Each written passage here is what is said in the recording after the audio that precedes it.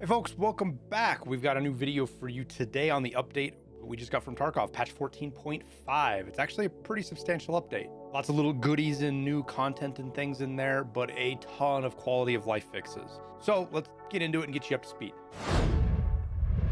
All right, so we got the patch notes. I'll throw a link down in the description so you can check these out if you want. We'll go through them bit by bit here. I'll explain what I can. There's some that I haven't had a chance to test yet. Test or go experience and show you footage of, and some, but a lot of them I have, so we'll get those in there where we can. So first up, we got the start of the first iteration of the season system. Basically, we're going to get seasons that change based on calendar stuff, and this includes, you know, ambient sound, weather effects, and stuff like that. Right now, we are going into early spring, and this is represented in the game in a couple of ways. We have some real cool effect where the snow's gone, but the grass isn't back yet. Everything's still kind of brown. And then the snow's not totally gone. There's still patches of it in areas that have snow, as well as the bushes are still thin. When you're walking around, there's kind of this squishy sound now on the ground, like you're walking on muddy ground, which is interesting. As well as some new ambient wind and things like that. It sounds like we're going to get more seasons upcoming, and the reason I really like this is because it shows BSG isn't just going to do 4 seasons. We're not going to go straight from like deep winter to green spring to whatever summer's going to be to fall and right into winter, right? There's going to be these little transitions in between, which I don't know if we're going to have, you know, if there's going to be 2 sub seasons like early spring, late spring, you know, early winter, late winter, whatever it might be. It's going to be a more gradual transition between them, which I think is cool. It'll add to the immersion, and I think makes the game overall more enjoyable and gives that changing atmosphere instead of the same thing over and over again. Next up is probably the biggest change this patch. I don't know, it depends on who you ask, but they're adding the BTR to woods. And to players that have been around for a long time, whenever woods gets changed, it's huge because you get used to it. So it's there, it's running around. I ran out, had it drive by me as a scav a couple of times, tried to catch up to it, couldn't, because it's just hauling ass. It's a little skittery, just like it is on streets. So there's a couple of stops. Let's talk about those. I'll bring the map up here. Let me do that because it'll make it easier to see and point out to people. So here's the woods map. So the first one was we have Scav Bunker. So obviously it's going to stop up here. It's going to stop on the road somewhere. Its exact path, I'm not sure. I saw it driving down this road right here. That I'm highlighting with my mouse. Hopefully that you guys can see that kind of at the middle of the map. That's the only place I've seen it so far. But I'm guessing Scav Bunker is going to stop. Now, with this, I'm almost positive that where it stops, they've done some changes to the map. Like they've added some connexes or some barriers, some sightline blocking kind of stuff is what it feels like to me. The stop isn't just like this open spot in the middle of the road. It might be, but I don't think it is. Now, for Sunken Village, that means it's going to stop somewhere in this vicinity. Now, it says Old Sawmill and Sawmill. I think this is Old Sawmill up here on this side. I would assume that is, and then this is Sawmill down here. It drove past me here in the village and came from this direction somewhere, so I'm not sure exactly where it's going to stop in there, but I would look for some new connexes or barriers or something to indicate that might be where it stops. And then the same thing with Sawmill. I didn't see where it stopped there, so I'm not totally sure. My guess is it's either going to be on this road, but it could be down in the middle because it does have to drive over here as well. Because that's one of the other stops is the Emercom base, which is what this is going to be, I'm pretty sure. And there's a new connex here right at the end of the intersection, so I'm guessing that's where it's going to stop, is right here, right outside the base of this. Now, it said USEC checkpoint, so I think that might be this spot right here, but I'm not sure. So if you know in the comments, make sure you let us know, because I think that's what it means. But the USEC base is up here, so it could be somewhere up in this point. The other spot that I think is called Junction, I believe is up here, because there's a whole bunch of new connexes and stuff right on the road right up here that I ran by. We'll throw some footage on the screen of it, or at least a screenshot or something. So I'm guessing that's what Junction is kind of like right here in the middle of the map. So that is the stops. We'll put the patch notes back up. They said they added a detailed suspension system to the BTR for more realistic rough terrain movement. I saw a little bit of this as it was driving away from me. It still kind of looks funny, but it's cool. I'm happy with it. I think this is a sweet change to add to woods. It's really going to change the map up. It might not be for the better in the long run, but in the short term here, I'm going to play around with it. I think it's cool to have this thing. We'll try to figure out what the range is on the BTR, so you know how to be safe from it with it engaging you and all that kind of jazz. So we'll just have to kind of wait and see. But that sounds like an idea for another video. We'll explain the BTR on woods and everything about it. Next up is updating the matchmaking system for Ground Zero. This might be the biggest change for everybody as well. This is a huge change. If you are currently or before today, if you were over 20, Ground Zero was lost to you. You couldn't go back unless you were Scav, but as a PMC, you couldn't go back there, which was sad because it's a cool map.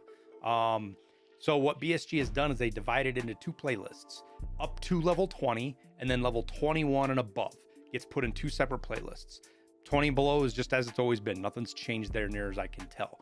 But above that, you're going to get a bunch of new stuff. There's more. They've increased the difficulty of scavs. There's better loot, possibility of airdrops. You can't have airdrops on the lower level. Even if you shoot a flare, it doesn't come. So you'll have that now on the new one, which is kind of crazy on a map that small. Kolontai can spawn on there, which is cool because it's another place you could possibly fight him other than streets, which I think is kind of nice because it's smaller. You can get it mixed up a little bit quicker with him and get some of those tasks done if that's what you're after. Though keep in mind, I do think that this is going to turn this map into, this is going to be a PvP war zone. If you don't want to go fight, don't go to this map, because I feel like this is just going to be just a crazy place. I don't know if it's going to be quite labs, because it's not built like labs. It's not a, labs is a laid out in such a good fashion for PvP, that really high-end PvP competitive play. Ground Zero isn't really that, because it's got so many windows and places to hide, but it does have some good maneuvering and flanking, and it's a smaller map. So how it plays out, we'll see. I'm excited. I'm going to get in there. We'll get some matches, probably get steamrolled, but we'll try to have some fun while we're doing it. Now, I asked BSG this specifically. It's, you know, it says when playing as a scav, the matchmaking is independent of the player's level. So what happens now is if you scav into Ground Zero, you just get put in the first available lobby, let's say, right? It doesn't matter. You're going to be put in both the low level and the high level lobby.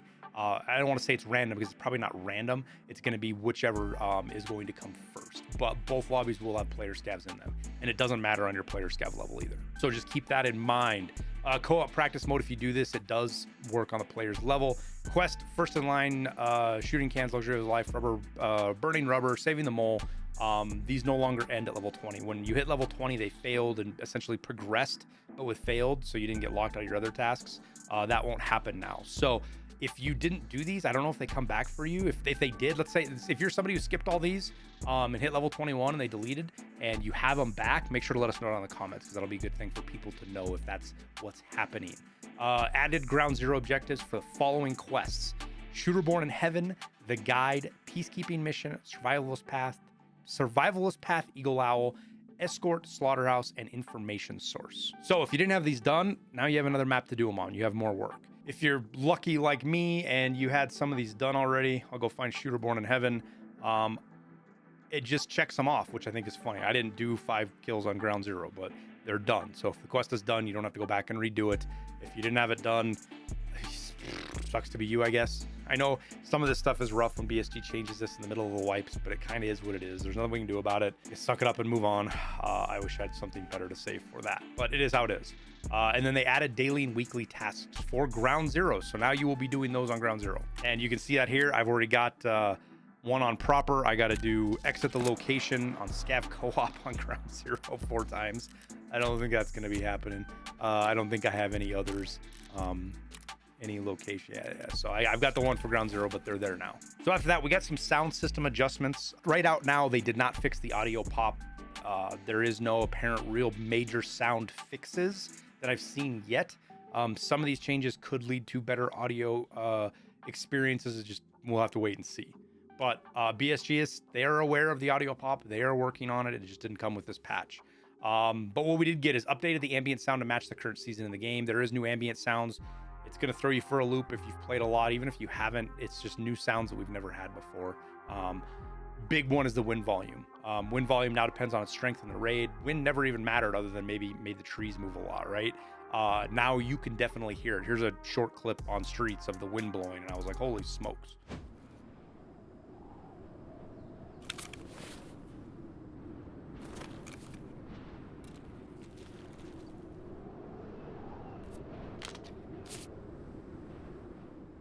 I'll do a little bit of testing later. We'll see what headsets affect this the most, cut the wind out the most, and is the most effective. So you guys know that. I suspect it's going to be the contacts and stuff. They've always been the best with ambient noise, whereas like the M32s, I believe, they actually make it worse almost. So just keep that in mind, that if the wind's loud, maybe try a different headset. It might help out a bit. They updated the indoor rain ambient. Haven't seen rain yet, so I don't know what this is going to sound like. I don't know if this makes it louder or quieter, but they updated what you hear inside for the rain.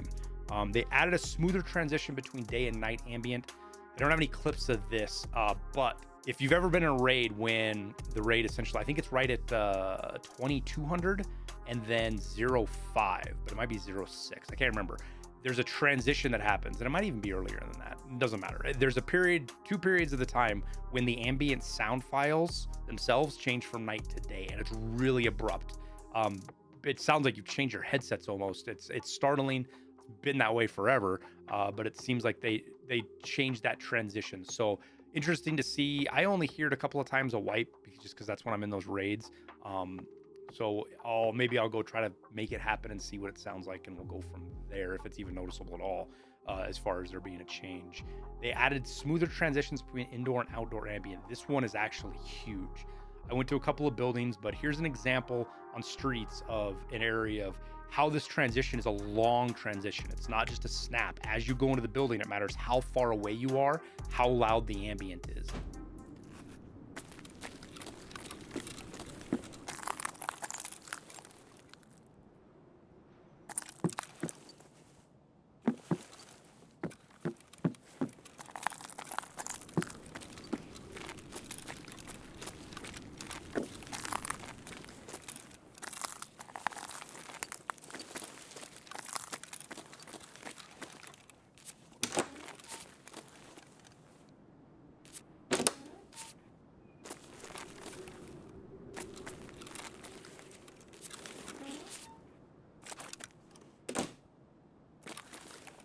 And this could have a huge impact on how you hear players outside and stuff like that. Maybe. I don't know if this impacts that or if only the ambient sound. Fingers crossed. We'll keep an eye on it, and see if it does affect the other stuff and make sound better with these different occlusion zones. But it might just be with ambient right now. They also improved the audibility through door and window openings. This is just going to I tried to test this a little bit, but there isn't much there. It's just going to take time to tell if this is better or not. This is one of the biggest struggles with audios on streets, I believe, that leads to a lot of confusion, is because there's so many doors and windows and buildings and things like that the sound engine just gets overwhelmed. So it gives us bad information, which overwhelms us, and we just don't know what we're hearing. So hopefully this is a step in the right direction. Again, I don't know. Fingers crossed, being optimistic. We'll just kind of have to wait and see. After that, they added external sound suppression while inside the BTR. I don't know. I didn't get in the BTR. What I think this means is that when you're in the BTR, you don't hear stuff outside as well as you used to. If you've been in the BTR on streets, you can hear people running around just like they're right next to you. There's no occlusion zone between in and out. So it'll be good to see if that's changed. Be a little bit better immersion, I think. We'll just have to see. Now for UI improvements, there is some stuff that the community has been asking for literally longer than I've played the game.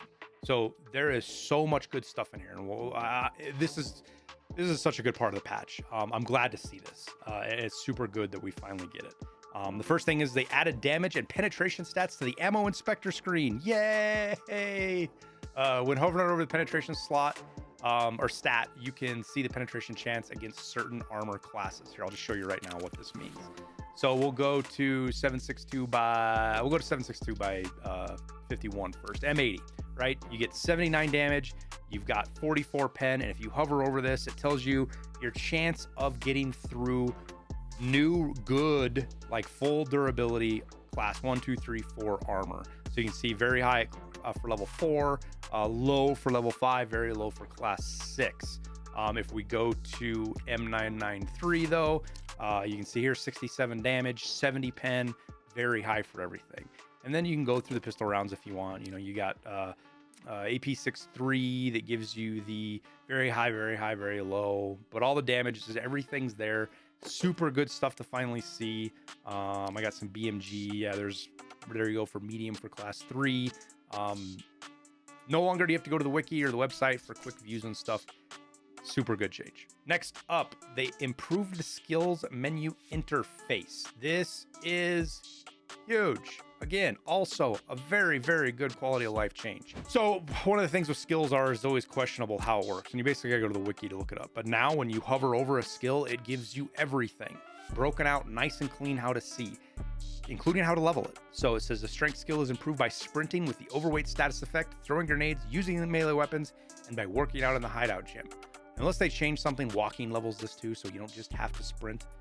Walking does it, it's just really slow, but they may have changed that. I don't know. I can't double check on this account because I'm max strength now, but we'll check with endurance because it says the same thing there. But you can go through all your skills now and see what levels them, what does and what doesn't. And as you can see here, there's some interesting green stuff showing up now. This is for the added green scroll progress bar. Display how many skill points you have gained during the raid. So these are skills you can level outside a raid. I don't know how these reset. I don't know when these reset. I haven't run a real raid yet, so I'm wondering if these reset when you run a full PMC raid, or maybe these ones are just going to stay green forever.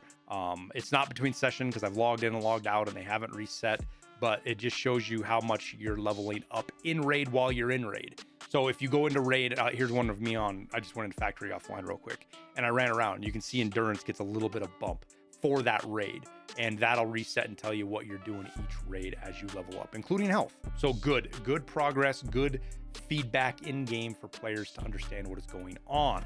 They also increased the numerical values to 10th, so it's easier to see that. Now on to viewing dog tags and stuff. You can view those. You can go to view a player's profile through the dog tag screen. Now you don't have to go in and type their name in if you have their dog tag. So this is nice because like if you report somebody, you couldn't view their profile anymore or anything like that. So basically what it boils down to, you have a dog tag, you click on it.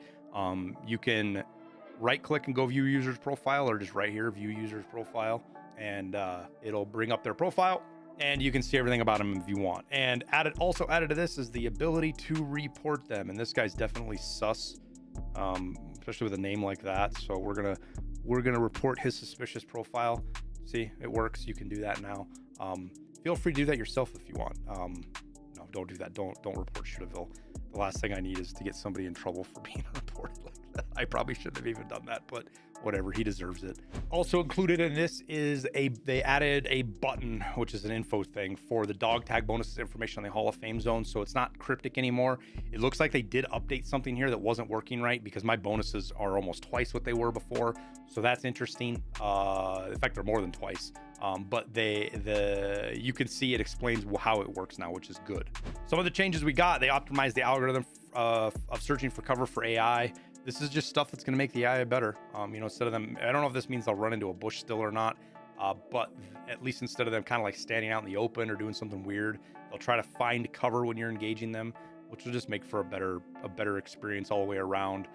Especially because and I say that not just because they're going to be in cover and it feels more realistic, but one of the things that sucks about AI scavs right now, obviously, is their insane aim, and they're just stand out in the open. You'll engage them, they'll just turn at you and start shooting and engage you straight out where it is, and sometimes beat you out because they start hammering your arms and you can't hit anything after that. But if their AI tells them the script or whatever it controls their logic, tells them to run for cover when they're engaged, that means you can shoot, and if you miss or you don't kill them, it gives you time to reset or re-engage or get away from them as they run for cover, or maybe get some more shots off as they're going for cover. Kind of like a player would do. Players tend to run for cover when you shoot at them. They don't just stand in the open and shoot back. So good change, I think. We'll see how it plays out. Another one, this one, if you're a mall junkie, this is going to be huge. They changed the lighting in Interchange, and it is so good.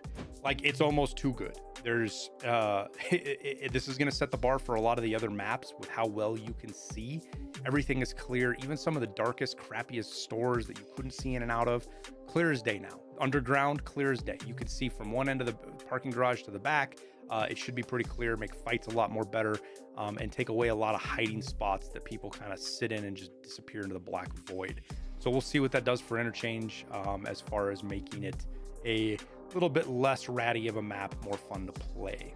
One other one that I tried to get that I didn't, that I'm sorry, I just couldn't couldn't get around the BTR to hear it before I did the video, is they added a sound signal before the BTR departs from its stop point, which is good. I don't know what this is, like 5 seconds or 10 seconds or 15 seconds, but we're gonna get some kind of warning before it leaves. So if you're running at it and you hear that, you know you're probably gonna miss it anyways. So you're not running and trying to climb in with a second left and then things go south from there. They improved the hit registration when a player tilts in quick succession. There's been a couple of patches now dealing with player positioning and hitboxes and hit registration and all that kind of stuff. So this maybe makes the game feel better. This stuff's hard to flesh out and test or realize that's what's going on because of how chaotic Tarkov is. So it's good to see that they're making progression. Hopefully this fixes some of the problems we have with hit registration, and just again, time will tell. Now for fixes, they fixed the geometry and settings for locations aimed at more accurate operation of the vaulting and climbing mechanics, added the ability to vault from the previously unblocked positions, for example, the windows of the health resort. I haven't gone around a test. I don't know exactly what this means. I'm hoping this just means that some of the windows, like on reserve, shoreline, customs, that you couldn't get in and out of the vaulting system didn't work, that you can now. So we'll run around, we'll try to get those and see if we can get in and out of previously unvaultable windows. They fixed AI behavior when using stationary weapons. I'm not sure what this means. Maybe they weren't working properly or something, too accurate, not accurate enough, not entirely sure, but they addressed something there. Fixed the damage calculation algorithm for limb penetration. All right, I don't know what this means. We're gonna test. I haven't tested it yet. As soon as I get done with this video, I'm gonna hop on stream. We're gonna do some testing. We're gonna figure out what they did, what this means. I don't know. The damage calculation algorithm could mean 5 different things with how this works. So we'll figure that out and get you guys updated on exactly what they changed, so you know what to expect. They fixed the inability to pick up loot at the Terracotta Business Center on streets of Tarkov. Okay, let me drag this over real quick. Map of streets. Everybody's got streets. You know where it is, right? So here's Lexos. You're kind of orientated now. Oh my God, it's so zoomed in. Let's zoom out a little bit here. So here's Lexos, Concordia. This is that back alleyway. This whole area in here, there was something weird that if you threw loot on the ground, it was there, but you couldn't pick it back up anymore. Sometimes you could if it was a big enough item, but a lot of times it like clipped through the map or something a little bit, so it was still visible, but you couldn't physically get the button to pick it up, even though there was a dot there and stuff like that. It's been that way since they added this area. It's good that they fixed it. Happy to see that, because even though I knew it, we'd still throw stuff out sometimes and lose it. Like a mag, you'd throw a mag on the ground or something like that, it was just gone. So good to see that that is fixed. Next up is they fixed the significant FPS drop in offline raids after changing the vaulting over medium obstacles option to auto. Such a weird bug. I didn't know this was a thing. I'm sure some of you did. Glad they fixed it. Fixed the lack of damage registration after ricochet in certain cases. All this line makes me do is go back and think about how many times I've shot guys in the heads multiple times, like sniping at them, and they wouldn't die. And it was like, did I just bounce 4 shots off that guy's head? What is going on? I don't know if that's what this was, but it makes me think that. Apparently, if you got a ricochet on somebody, damage wouldn't register after the fact. So, cool. Good fix. Sucks that this was a thing in the game. It makes me wonder how many times, like, you've been in a firefight with somebody even up close and full autoed him, and you were like, I hit that guy 6 times in the head and he didn't die. In fact, you know what? I think I have a clip of exactly that happening. Hang on.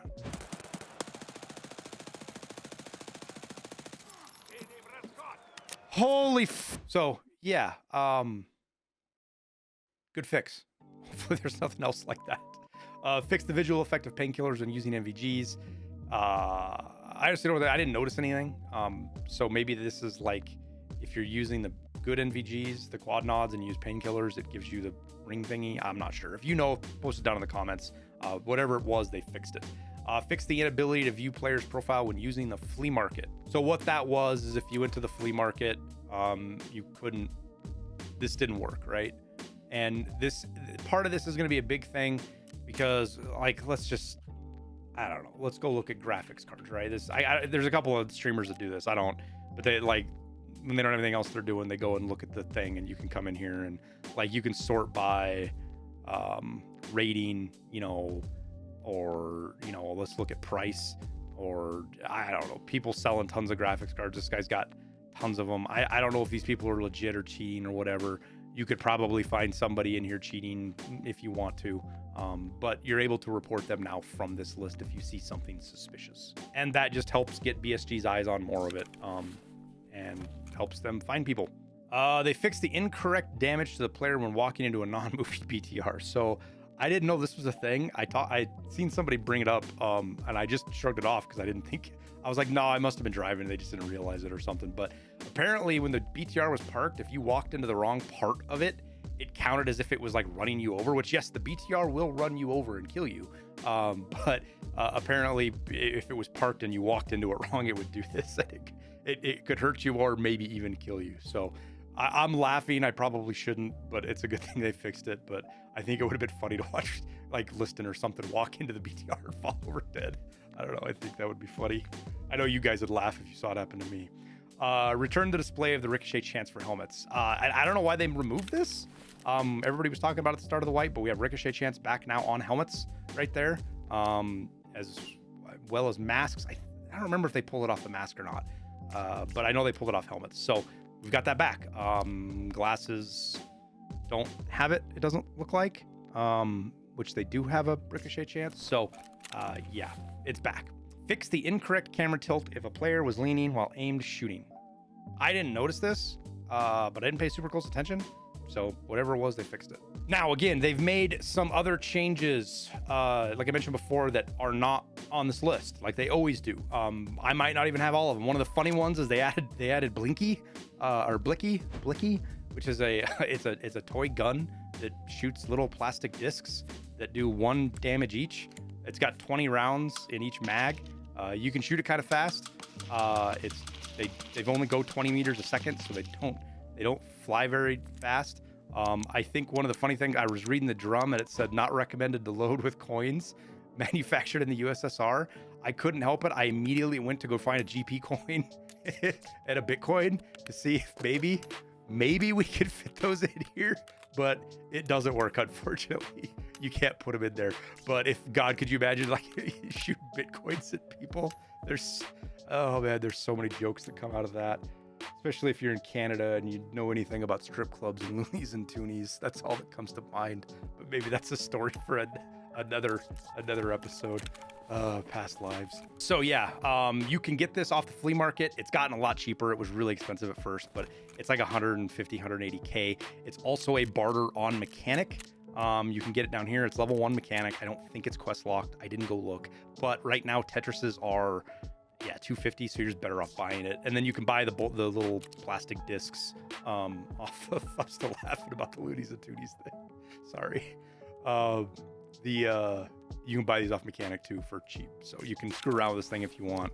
I think we're going to see them around. I don't know if you're actually going to be able to kill somebody with it because they only do 1 damage, and you've only got 20, so we'll see. You're going to see some streamer try to do it. I don't know if you're going to pull it off. It'll be funny as hell if they do, but I pray to God you don't die. You don't see die to 20 by 1 millimeter disc, or GP coin. Aside from that, Wood's got a bunch of overhauls with how it looks.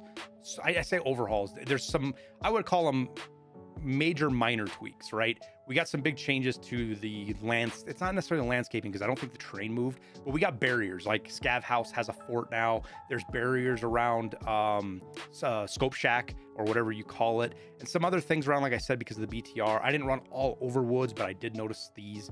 So just keep an eye out. They might have done this on other maps as well. You might see some stuff out of place.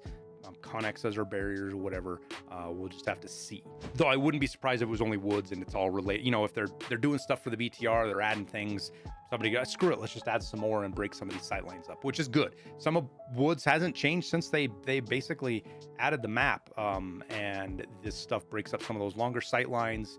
Big death areas have some cover now, some places to take and get behind if somebody's sniping at you. So I think it's all good changes. One that is not going to affect a lot of people and people probably don't even care all that much about is they did modify, and they might have done this to other scopes, but they did modify the PM 5 to 25. They increased the zoom on it, which is good and bad. The bad side is if you're somebody who ever has tried to shoot like 1,000 meters or 1,200 or 1,300 meters like we've done for some of our longer range shots, Tower and I, this scope isn't going to work anymore because you can't, the drop is too much, you can't see it. That's how it affects it. We'll see if they change any of the other scopes. This is the only one we've realized. We'll try to see if we can find another way around it. But they did increase the zoom on this with how much you can see. So now you don't just see into tomorrow, you see into next week with it, with its zoom capabilities. But that pretty much wraps it up. That's everything we have for the video. Quick shout out for my music, as always, at the end of the video. Thank you for those guys that listened to it. We just got a new album added last week. It's called Believe, added 10 more songs. We're up to 184 now. It's free to listen to, supports me as a content creator. And if you are a content creator, or even somebody who does this for a hobby, it doesn't matter what level, the music is free for you guys to use. That's what it's there for. It is, you can use it in your YouTube videos, you can use it on your streams. I'm not going to, we're not going to, me or Loyal Records, we're not going to copyright strike you or issue a DMCA takedown or anything like that. We made this for the community. All we ask is you guys attribute us so other people know where to find it if they like it. And that's it. Free to use, open for everybody. And I know some of you have been asking about a download. They're moving some stuff around. I will have a link. I'll post it up. I'll try to put in the pinned comments or something here as soon as we have a Dropbox set up for you guys to download the music so that you have the files. Because I know Spotify and stuff like that doesn't really let you download the file and use it. But we'll wrap it up there. As always, thank you guys for watching. I hope you get to enjoy this patch. I'm kind of excited to go check it out. I think it's going to be fun. I wish you the best of luck in your raids. We'll see you in Tarkov.